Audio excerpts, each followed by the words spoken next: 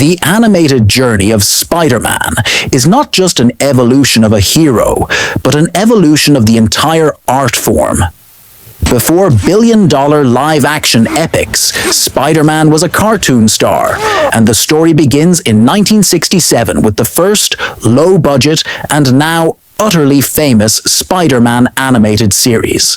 Produced by Grant Ray Lawrence, this show is most famous today for its massive reliance on stock footage. Peter Parker would swing across the same three backgrounds and fight villains who seemed to be recycled weekly. The budget was so thin that Peter's suit often omitted the web pattern on his torso and legs. Simply a plain red and blue suit to save on drawing time. As the first season progressed, the notorious cost-cutting led to producer Ralph Bakshi taking over, and the tone shifted to a darker, almost psychedelic nightmare, moving away from classic villains to generic, often giant monsters. Though visually crude, this show's theme song and its strangely drawn frames have cemented its place in pop culture history, becoming the unlikely source of the web's most enduring Spider-Man memes. After a long hiatus, Spider-Man returned in 1981 for a second, self-titled solo series. This iteration was a much more faithful take on the comic book character. It was also produced at the same time as a groundbreaking new team-up, Spider-Man and His Amazing Friends, which ran from 1981 to 1983. This series established a key piece of Marvel mythology for a generation, pairing Peter Parker with original characters Firestar and Ice Man as the trio shared a secret headquarters in Aunt May's house. This show balanced Peter's everyday life as a college student with high-stakes heroics, featuring guest appearances from the X-Men and Captain America, proving that Spider-Man was a cornerstone of the larger Marvel universe. While brief, this colorful, vibrant series introduced many fans to the core concept of a shared superhero world. The animated hero found his true golden age in the mid-90s, the 1994 Spider-Man. The animated series wasn't just a Saturday morning cartoon, it was an event. It became the defining version of Peter Parker for a generation, delivering mature, multi-episode story arcs that respected the source material. This series successfully adapted complex comic stories like the Alien Costume Saga and the Kraven's Last Hunt storyline, all while navigating the strict censorship of the Fox Kids network. Peter Parker couldn't throw a punch. He could only grapple or use the environment. He could not kill or even hint at it, which led to a constant need for the writers to be creatively violent.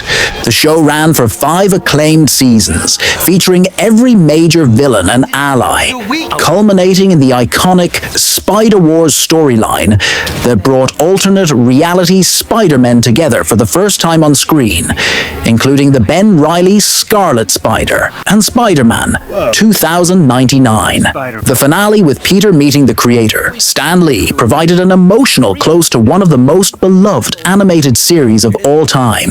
However, the momentum didn't last. The immediate follow-up was the ambitious but polarizing 1999 Spider-Man Unlimited. This version saw Peter Parker chasing the Venom and Carnage symbiotes to counter-Earth, wearing a distinctly non-traditional blue and red high-tech suit with a full cape.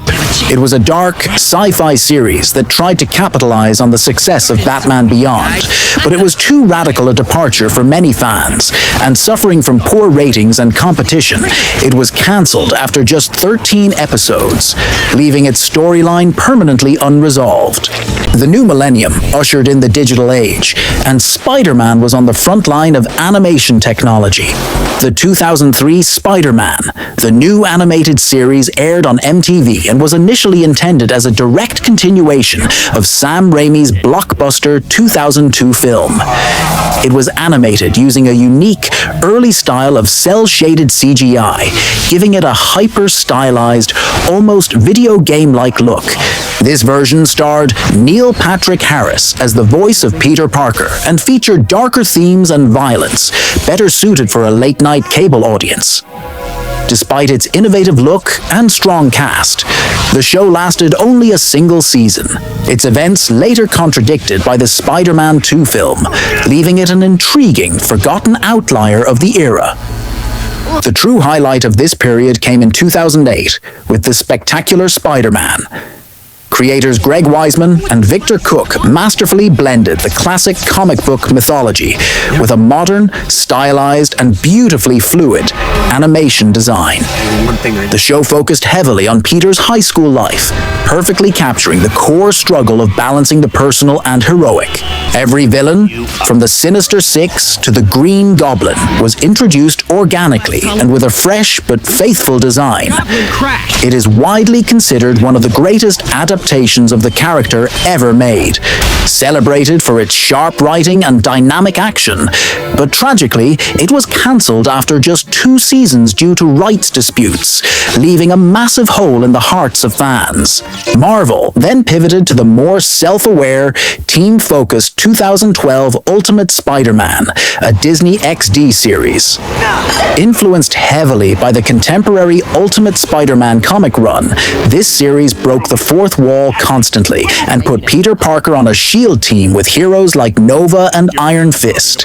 It embraced a more comedic and meta tone than its predecessors. Following this came 2017's Marvel's Spider-Man, which again reset the tone, focusing on a younger Peter Parker attending the high-tech Horizon High and learning to be a hero while dealing with high school-level science competition. Both of these series were lengthy, network-driven efforts to build a team-based animated universe. The single greatest evolution in animated Spider-Man, and arguably in animated cinema history, came in 2018 with Spider-Man: Into the Spider-Verse. This film introduced the world to Miles Morales, a new Spider-Man for a new generation. Directed by Phil Lord and Chris Miller, the film's visual style was revolutionary, eschewing smooth CGI for a hand-drawn, print-like look. The team used techniques like a lower frame rate for Miles' movement and integrated comic book elements like Ben-Day dots, halftone patterns, and on-screen action text directly into the visual language.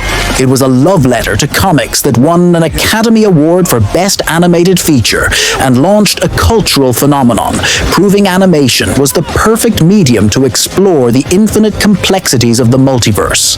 The sequel, 2023's Spider-Man: Across the Spider-Verse, doubled down on this ambition. It expanded the scope to hundreds of unique spider people and featured a staggering 6 primary animation styles, with characters like Spider-Punk embodying his own gritty, cut-out punk rock aesthetic, and Spider-Man 2099 being rendered in a high-fidelity, smooth, 3D style. The film became a critical and commercial smash, deepening the emotional connection to Miles and his struggle against the rigid rules of canon. This saga will culminate with the highly anticipated 2027 film, Spider-Man: Beyond the Spider-Verse, which will resolve Miles' emotional cliffhanger, pitting him against the forces of the Spider Society and his own alternate reality variant, the Prowler.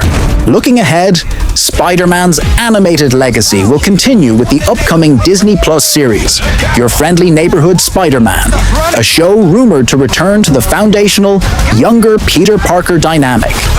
From a 4-legged spider on a cheap 60s TV screen to a multiversal hero rendered in 6 distinct art styles, the animated evolution of Spider-Man has been a continuous testament to the character's ability to change, adapt, and inspire. He is the meme, the master, and the masterpiece.